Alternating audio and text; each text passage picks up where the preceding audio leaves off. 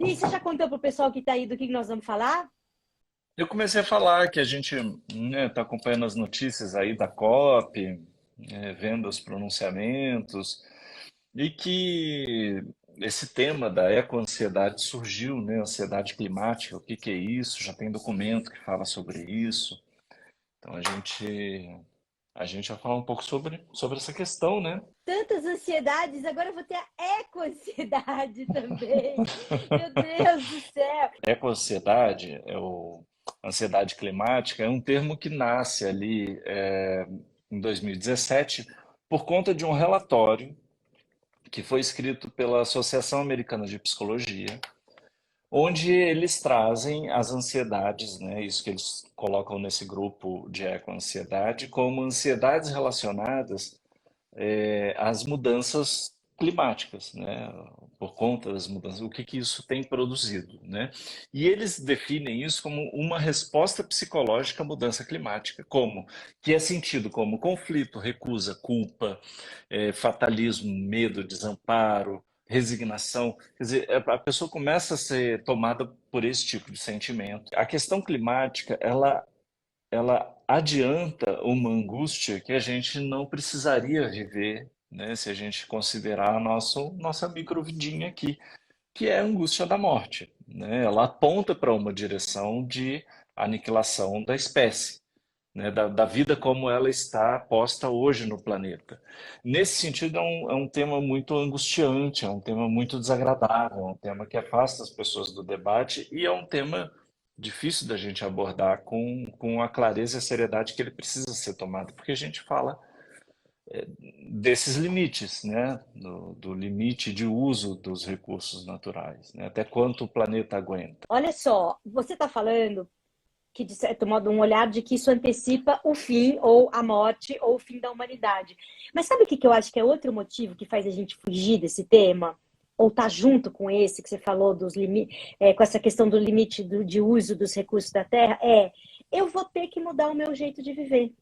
E eu quero continuar andando de carro, eu quero continuar comprando roupa, né? Roupa, a indústria da moda é a maior, assim, uma das maiores, acho que é a principal indústria que mais, nossa, faz mal para o planeta num grau. Aí você fala, nossa, minha roupa faz mal para o planeta, e agora, né?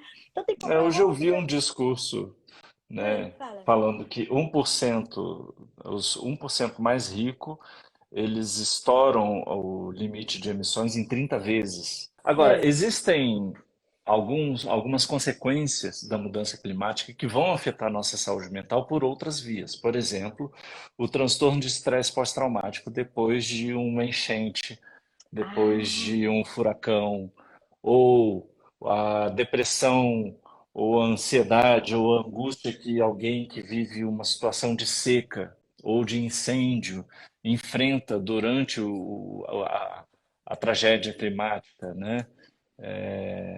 Durante esses eventos extremos, né? Que são cada vez mais frequentes e trazendo cada vez mais consequências. Como que a gente produz um mundo que nos traz sofrimento, que nos causa esse tipo de ansiedade, né? E a gente vai vivendo a nossa vida sem refletir muito sobre isso.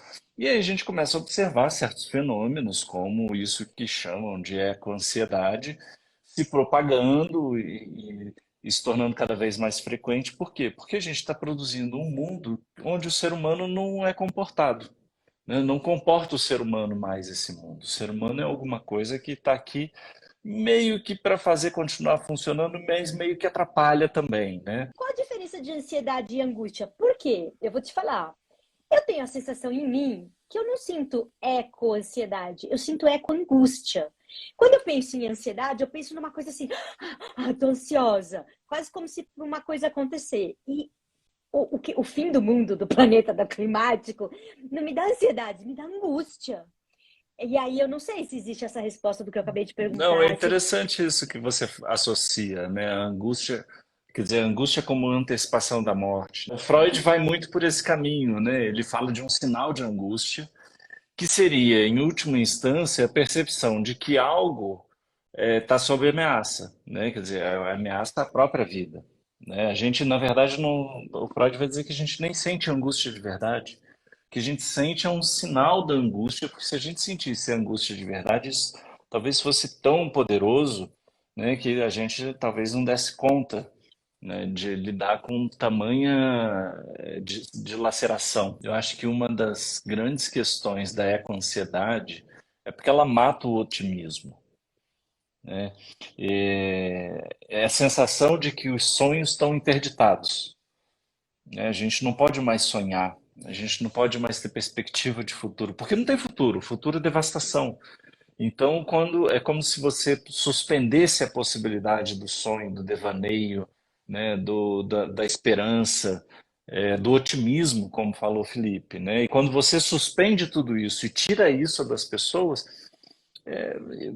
eu tendo a acreditar que a coisa caminha na direção de uma melancolização, de uma patologização, de um aumento da ansiedade, da depressão, quer dizer, dessas formas contemporâneas de reação que as pessoas têm encontrado ou conseguido nesse mundo que vai apresentando, que vai empilhando trauma, né?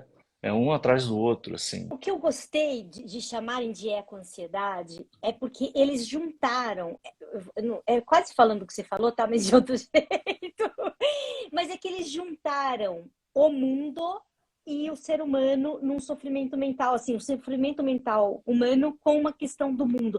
Quer dizer, é quase como se as Mas duas é sempre coisas assim. Então, mas se ganhasse mais Até no importância, porque delírio, né? você nomeia o negócio e aí você fala, gente, tem toda uma geração eco-ansiosa. E se você quer lidar com essa coisa, não vai adiantar, né? Você tem que fazer as duas coisas, tem que cuidar da mente, tem que cuidar do mundo, do planeta.